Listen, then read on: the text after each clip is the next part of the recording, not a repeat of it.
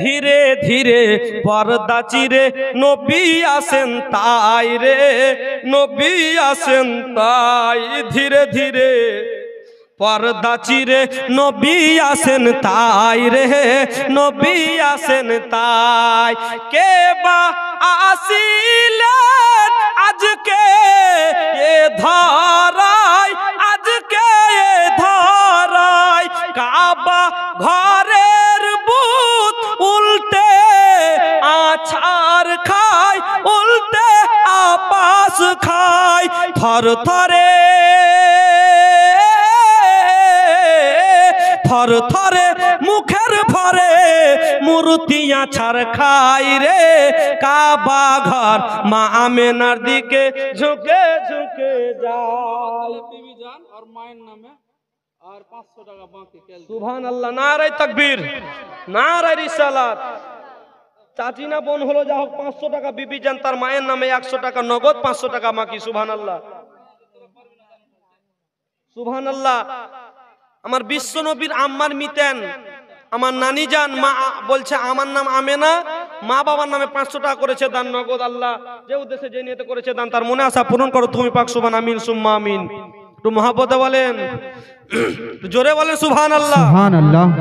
চমচমাচম বিজলি কেন চমকাই রে, ধীরে ধীরে পর্দা চিরে নবী আসেন তাই রে, নবী আসেন তাই।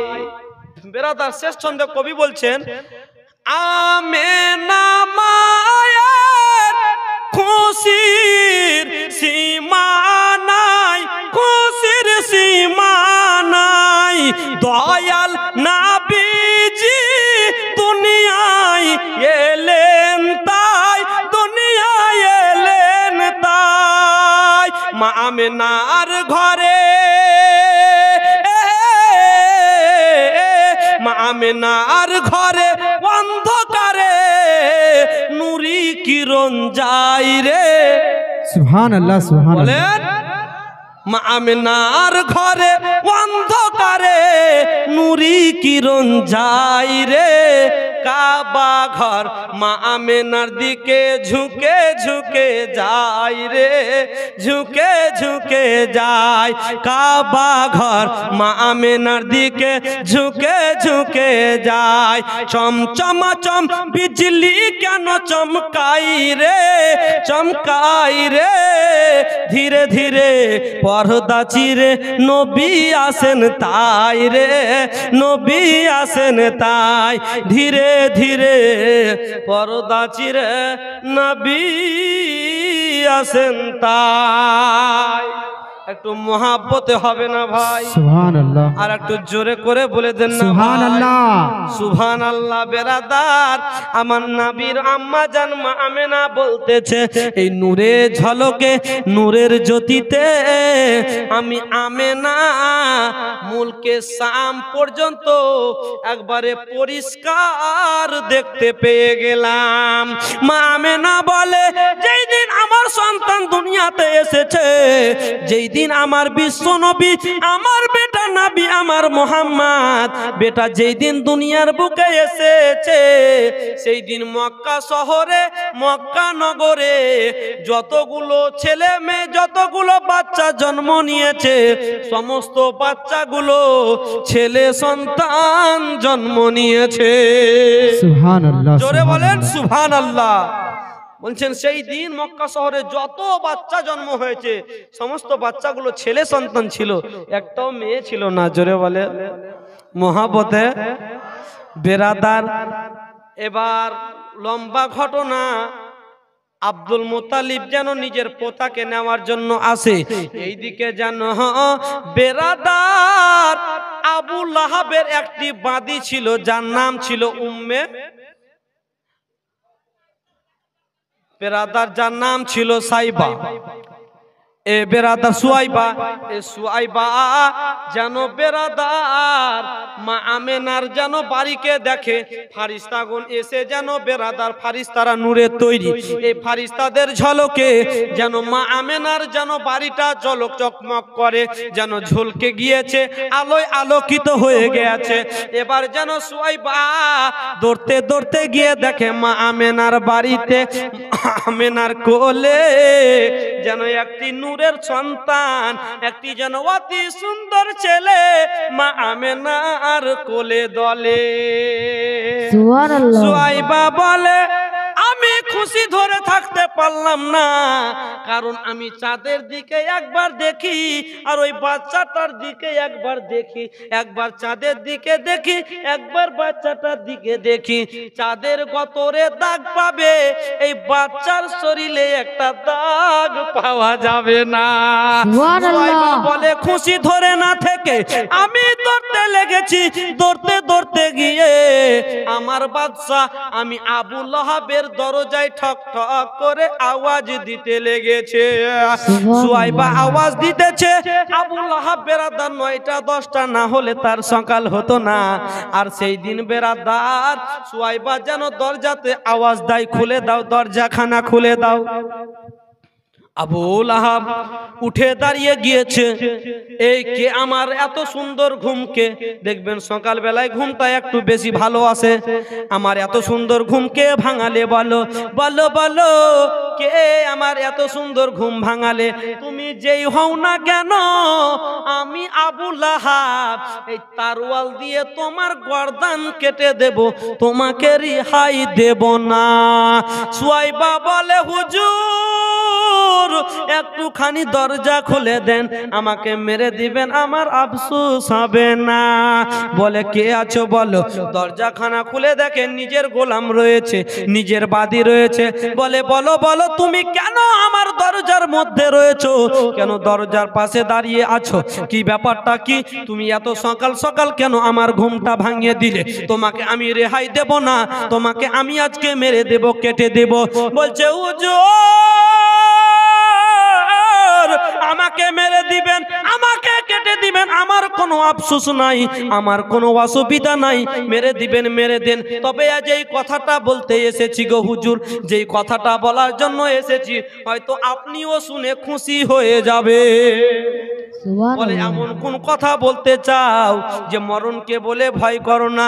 বলে হুজুর বলেন আপনার ভাই আব্দুল্লাহ ছিল? বলে হ্যাঁ ছিল। তার স্ত্রীর নাম আমেনা ছিল? বলে হ্যাঁ ছিল। এই সুয়াইবা, তুমি আমাকে এদিক ওদিকে কোনো কথা না বলে তুমি ডাইরেক্টলি বলো তুমি কি কারণে আমার কাছে এসেছো, তুমি কোন কথা বলার জন্য এসেছো, তুমি আমাকে ডাইরেক্টলি বলে দাও। জোরে বলেন সুবহানাল্লাহ। সুবহানাল্লাহ। আবু লাহাবকে বলতেছেন হুজুর ওই আপনার ছোট ভাই আব্দুল্লাহর স্ত্রী আমেনা আজকে একটি পুত্র সন্তান যেন চাঁদের মতো চেহারা যেন জন্ম দিয়েছে।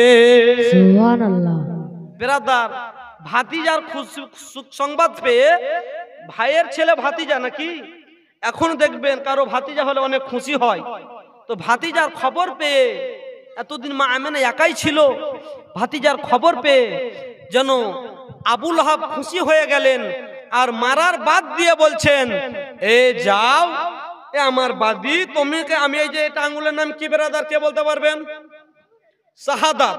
এই শাহাদাত আঙ্গুল দেখিয়ে বলছে যাও, এই ভাই বলছে যাও, তোমাকে আমি আজকে আজাদ করে দিলাম। জোরে বলেন সুবহানাল্লাহ। একটু মুহাব্বতে বলেন সুবহানাল্লাহ। সুবহানাল্লাহ। যাও, তোমাকে আর আমার দাসী হয়ে থাকতে হবে না, কাজকর্ম করতে লাগবে না, তোমাকে চাকরানি হয়ে থাকতে হবে না, যাও, তোমাকে আমি নাজাদ করে দিলাম। ব্রাদার, এই যে আঙ্গুল দেখিয়ে নাজাদ করে দিয়েছিলেন, তার কারণে আবু লাহাব কোনোদিন কলমা গ্রহণ করে নাই, কলমা পড়ে নাই। বেরাদার, এই আবু লাহাব যখন ইন্তিকাল করেছিলেন তো আল্লাহর কোন নেককার বান্দা তাকে স্বপ্ন চোখে দেখেন, তো জিজ্ঞাসা করেন এ আবু লাহাব তুমি বলো আমার নবীকে কোনোদিন মারোনি, কোনোদিন আমার নবীকে ভালোবাসোনি, কোনোদিন কলমা পড়নি, তুমি এখন কবরে কেমন অবস্থায় রয়েছো? তো তিনি উত্তরে বলছেন হাদিসের কথা, আবু লাহাব বলেন যে ও ভাই, আমি কলমা পড়িনি, মুসলমান হইনি, আমার ভাতিজা মুহাম্মদ নবীকে আমি ভালোবাসিনি, তার কারণে আমার কবরে অনেক আযাব হয়, অনেক কষ্টে আছি। তবে একটি কথা, আমার ভাতিজা মুহাম্মদ সোমবারের দিন দুনিয়ায় এসেছিল, আর এই কথাটা আমার বাদী আমাকে সকাল সকাল সুয়াইবা দিয়েছিল। এর মহাব্বতে, এর কারণে, এর খুশিতে আমি আবু লাহাব এই শাহাদাত আঙ্গুল দেখিয়ে আমার বাদীটাকে আমি নাজাত করে দিয়েছিলাম।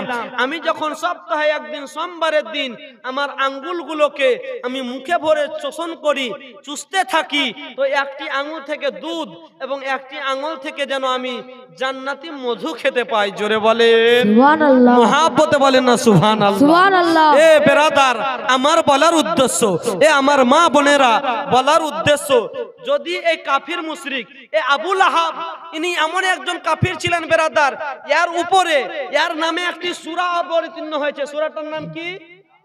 সূরা লাহাব, তাব্বাত ইয়াদা আবি লাহাব। এই সূরাটা নাজিল হয়েছে। আর তিনি যদি আমার নবীর মহাব্বতে খালি একটি বাদী নাজিদ করার কারণে, আজাদ করার কারণে যদি এই আবু লাহাব জান্নাতের মধ্যে সোমবার করে মধু এবং দুধ যদি জান্নাতি খেতে পায়, তাহলে এখানে মা বোনেরা আজকে নবীর মহাব্বতে, নবীর উম্মত হওয়ার পরে, আল্লাহর নবীর কালমা পড়ার পরে, মুসলমান হওয়ার পরে নামাজ পড়েন, রোজা করেন, আল্লাহর নবীকে ভালোবাসেন, আজকে সিরাতুন নবী সেই নবীর জীবনী শুনতে এসে যদি এখানে আমার নবীর মহাব্বতে আল্লাহর ঘর মসজিদে যদি 500-500 করে টাকা দেন, তো বলেন তো আল্লাহ আমাদেরকে জান্নাত দিতে পারেন না? পারে কি পারে না? জি, আল্লাহ অবশ্যই পারে। আল্লাহ স্রষ্টা, আল্লাহ সব কিছু পারে। আল্লাহ বলছেন, আমি আল্লাহ হলাম খালিক, আমার নবী হলেন মালিক। জোরে বলেন সুবহানাল্লাহ, মহাব্বতে বলেন সুবহানাল্লাহ। সুবহানাল্লাহ। আল্লাহ সৃষ্টিকর্তা খালিক, আমার নবী বাঁটনেওয়ালা হচ্ছেন মালিক। আমার নবী যাকে পারবে জান্নাত দিবে, আমি আল্লাহ জান্নাত দিয়ে দিব। জোরে বলেন সুবহানাল্লাহ। তো বেরাদার, আমার জীবনী আগে বাড়াবো তো আপনাদের কাছে আমার নবীর মহাব্বতে জন্মগ্রহণ করলো বাবা, একটু চটচট করে মাত্র 10 জন ভাই 500-500 করে টাকা দেন তো। 10 জন ভাই এবং 20 জন মা। আল্লাহর কোরআন 30 পারা, এই 30 জনের মহাব্বতে, এই 30 পারার মহাব্বতে আল্লাহ বলছে, আল্লাহ নবী বলছেন, যে দুনিয়াতে যাকে ভালোবাসবে তার সাথে তার হাসর হবে। আমি নবাব আলী গ্যারান্টি দিয়ে যাচ্ছি, আজকে যদি আপনি এই কোরআনকে মহাব্বত করে মসজিদে আল্লাহর ঘরে 500 টাকা দিতে পারেন, তাহলে আপনার হাসর এই কোরআনের সাথে হয়ে যাবে। যেই কোরআন হচ্ছে নির্ভুল, এই কোরআনে কোনো ভুল নাই, এই কোরআন আপনাকে জান্নাতে নিয়ে যাবে। দেখি আল্লাহর পবিত্র কোরআন সর্বপ্রথম পারা কে হয়? কোন মা? 20 জন মায়ের কাছে এতজন মা আছে বেরাদার, 400-500 প্রায় মা আছে এখানে, 100 প্লাস কম বস ভাই বাবা জীবনরা আছেন। দেখি প্রথম পারাতে কে হয়? মায়েরা হয় না ভাইয়েরা হয়? কে হবে? ভাইয়েরা একটু যাবেন, লিখে নেবেন, কমিটির লোক একটু যান, তাহলেই গজল বলবো। সুবহানাল্লাহ। খালি বলছে মৌলভী সাহেব আপনি গজলই বলেন, তা আপনাকে খুব, আপনার গজল খুব পছন্দ করছে। অন্য অন্য বক্তা গজল বলে, কিন্তু ওদের এতটা মজা লাগে না, আপনার যেরকম গজল শুনতে ভালো লাগে। সুবহানাল্লাহ। তো যা হোক, আপনাদের দুয়া, আল্লাহর রহমত। দেখি প্রথম পারার মহব্বতে কি হয়? আল্লাহর প্রথম পারা সূরা বাকারা। সুবহানাল্লাহ। নারায়ে তাকবীর, নারায়ে রিসালাত। ভালো বাপের ভালো বেটি 500 টাকা দাতা। সুবহানাল্লাহ। নারায়ে তাকবীর, আল্লাহু আকবার, নারায়ে রিসালাত। ইয়া রাসূলুল্লাহ, ফাতেমা সাহেবা জিন্দাবাদ। 500 টাকা দাতা। 2 জন হয়েছে, 2 জন মা আমার, 1 পারা এবং 2 পারার দাতা।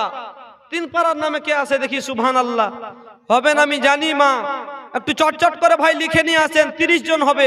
10 জন ভাইয়ের কাছে চেয়েছি, মহিলাদের সংখ্যা বেশি আছে, তাই মা বোনদের কাছে চেয়েছি, মা কত টাকা কত কি করে দেন? মা গো 2 কিলো মাংস নিতে গেলে 500 টাকা 550 টাকা লেগে যায় মা, আবার তাকে রান্না এক্সট্রা করে দিতে হয় মা। আজকে আল্লাহর ঘরে মসজিদে যদি আপনি মাত্র 500 টাকা দিতে পারেন, তাহলে এই মাস যতদিন পর্যন্ত মসজিদ টিকে থাকবে, ততদিন পর্যন্ত আপনি মরে কবরে চলে যাবেন, আপনার কবরে নেকি পৌঁছতে থাকবে। জোরে বলেন সুবহানাল্লাহ। সুবহানাল্লাহ। 2 জন হয়েছে কোরআনের মহাব্বতে।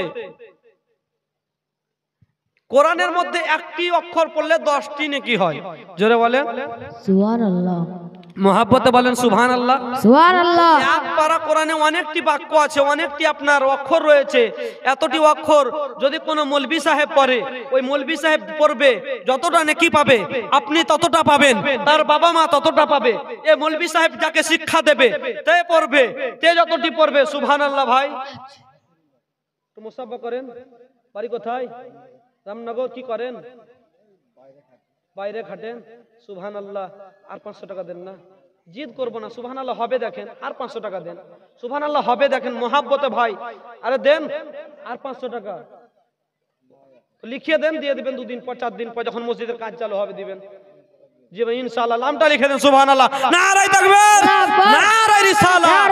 যোগ্য বাপের যোগ্য বেটা 1000 টাকা দাতা, 500 টাকা নগদ, 500 টাকা বাকি। সুবহানাল্লাহ। বেরাদার 3 জন মা হয়েছে, একজন ভাই হয়েছে। সুবহানাল্লাহ। আপনার আম্মা। সুবহানাল্লাহ। নারায়ে তাকবীর, আল্লাহু আকবার। নারায়ে রিসালাত। ইয়া রাসূলুল্লাহ। এই ভাইয়ের আমার আম্মা জান 500 টাকা। সুবহানাল্লাহ। 4 পারা হয়ে গেছে, আরো 26 পারা বাকি আছে। সুবহানাল্লাহ। মায়েদের দিক থেকে আসছে ভাই, আপনাদের কারো কাছে নাই? সুবহানাল্লাহ। না সব টাকা এসে জমা দিয়েছেন গো? আপনি রাখেন, আপনি তো আমার মালিক। সুবহানাল্লাহ। কেউ হবে না ভাই? একজন ভাই বলেন না যে আমি দেব। মা কত টাকা কোন দিকে চলে যায়? সুবহানাল্লাহ। যা হোক, বলছিলাম যে আমি যেই জায়গাতেই যাই, বিশেষ করে আমি তাদের আংটি আর হার খুলে নি, জানেন? আপনাদের এখানে ডিমি এসে আংটি এবং মুরগি আর খাসি বের করে নিয়ে আসিনি। 3 রাত তো অত সম্ভব নয়, না কি বলেন? যদি একটু লম্বা হতো তবে চেষ্টা করতাম। তো যা হোক, 4 জন হয়েছে, একটু মা আর কেউ হবেন না। বলছিলাম যে কোরআনের বাক্য একটা অক্ষর পড়বে 10 নেকি পাবে। যে পড়বে সে নেকি পাবে, যে কোরআন দান করবে সে পাবে, কোরআন যে শুনবে সে পাবে। এবং যদি আমি কাউকে কোরআন শিক্ষা দিই, যদি আপনি এই কোরআনটা আমাকে দিলেন, এই কোরআনটা আমি পড়ে মৌলবি হলাম, আমি যতটা নেকি পাবো আপনি পাবেন। এবার এই মৌলবি সাহেব 2টা মৌলবি তৈরি করবে, কোরআন পড়াবে। এই 2টা মৌলবি যতদিন কোরআন পড়বে ততদিন আপনি নেকি পাবেন। এই 2টা মৌলবি আবার 2টা করে 4টা মৌলবি সাহেব তৈরি করবে। এই 4টা মৌলবি যতদিন কোরআন পড়বে ততদিন আপনি নেকি পাবেন। এই 4টা মৌলবি আবার 8টা মৌলবি তৈরি করবে। এই 8টা মৌলবি যতদিন কোরআন পড়বে ততদিন আপনি নেকি পাবেন। আর এই নেকির সিলসিলাটা, এই নেকির জারিটা কাল কিয়ামত পর্যন্ত হয়ে যাবে। আর কাল কিয়ামত পর্যন্ত আপনি আপনার কবরে নেকি পৌঁছতে থাকবে। জোরে বলেন সুবহানাল্লাহ। তো কোন মা হবে না? মা গো তোমার একটি ছেলে মাদ্রাসাতে দিও, আর এই পৃথিবীর বুকে তুমি জান্নাত কিনে নিও। মহাপতে সুবহানাল্লাহ। আর একজন বোন আমার 500 টাকা, 5 জন হয়েছে। সুবহানাল্লাহ। 5 জন হয়েছে। একটু চটচট করে বাবাজি বোন আপনারা কি হলো গো? হাই রে হাই রে। সুবহানাল্লাহ। নারায়ে তাকবীর, আল্লাহু আকবার, নারায়ে রিসালাত। ইয়া রাসূলুল্লাহ। ভালো বাপের ভালো বেটা মকবুল সাহেব 500 টাকার দাতা। জিন্দাবাদ। 5 জন 6 জন হয়েছে। সুবহানাল্লাহ। সুবহানাল্লাহ। শিশু মহারাজপুর 1000 টাকা বাকি নাকি লিখিয়ে দেন। সুবহানাল্লাহ। নারায়ে তাকবীর, আল্লাহু আকবার, নারায়ে রিসালাত। ইয়া রাসূলুল্লাহ। যোগ্য বাপের যোগ্য বেটা জিন্দাবাদ। মহারাজপুর থেকে এসে 1000 টাকার দাতা। জিন্দাবাদ। সুবহানাল্লাহ। বাকি নামটা লিখেলেন। আর একজন ভাই হবে না? মা আপনার ছেলেকে মৌলবি তৈরি করতে পারেননি। বেরাদার, হাদিস বললে হাদিসের শেষ নাই। আমার নবী বলেন যে আল উলামা তো ওয়ারাসাতুল আম্বিয়া, যারা ওলামা হবে এরা হচ্ছে নবীদের ওয়ারিস। জোরে বলেন সুবহানাল্লাহ। আর এই মৌলবি সাহেব, একজন মৌলবি সাহেব বিনা হিসাবে কমবেশ 70 জনকে জান্নাতে নিয়ে যাবে। আর 10 জন নিশ্চয় নিয়ে যাবে। জোরে বলেন সুবহানাল্লাহ। এই 10 জন লিস্ট করে দিয়েছে। এই 10 জনকে ছাড়া একজন মৌলবি সাহেব জান্নাত যেতে পারবে না। 10 জন কে কে বলবো বলেন? জি জি। একজন মৌলবি সাহেব 10 জনকে জান্নাতে নিয়ে যেতেই হবে। এই 10 জন কে কে বলবো? হ্যাঁ না বলেন? হ্যাঁ। তো দেন 10 জন তো হন, 6 জন তো হলো, আর 4 জন কম করে হন। সুবহানাল্লাহ। চাদরে দেন 500 করে টাকা চেয়েছি মা লক্ষ্মীর ভান্ডারে। আর বিড়ি তো বাঁধছেন, বিড়ির গাথাল তো থিয়েছি, আপনাদের জন্য রেখেছি লাস্টে। সুবহানাল্লাহ, 150 টাকা। একজন কোন বোন দেন তো, একটা আংটি খুলে দেন তো কম করে। এই আংটি আবার ডাক হবে, আপনি আবার কিনে নিয়ে যাবেন। বেরাদার, টাকা পয়সা এটি হচ্ছে দান। আপনার হার, সোনার চেন, আপনার আঙুঠি, এটা হচ্ছে দান। কিন্তু দেখবেন যে কোনো ভাই আছে যে 1 লাখ টাকা দান করে দিবে, কিন্তু 1 কাঠা দিবে জমি দিবে না, ঠিক কিনা বলেন? কারণ যে ওটা হচ্ছে জীবন কেটে চলে যায়। এটাও দান, ওটাও দান, কিন্তু জমিটা দেখেন যে 50,000, কিন্তু 1 লাখ দিতে রাজি, কিন্তু জমিটা দিবে না। তো দেখি কোন বোন টাকা নাই যে একটা আংটি খুলে দিবে। আবার আংটি দরকার হলে ডাক উঠবে একটু পরে, আপনি কিনে নিয়ে চলে যাবেন মা। কিন্তু কাল কিয়ামতের দিনে এই আংটিটা আপনার মাথায় তাজ করে পরিয়ে দেওয়া হবে। আর এই আংটির আলোতে, আংটির মহব্বতে আংটিটা এমন চমকিবে যে পুরা পৃথিবীর লোক আপনার দিকে তাকিয়ে থাকবে, এই মেয়েটা কোন কাজ করেছে যে তার মাথার মধ্যে একটি তাজ জ্বলতেছে, এমন কোন জিনিস করেছে যে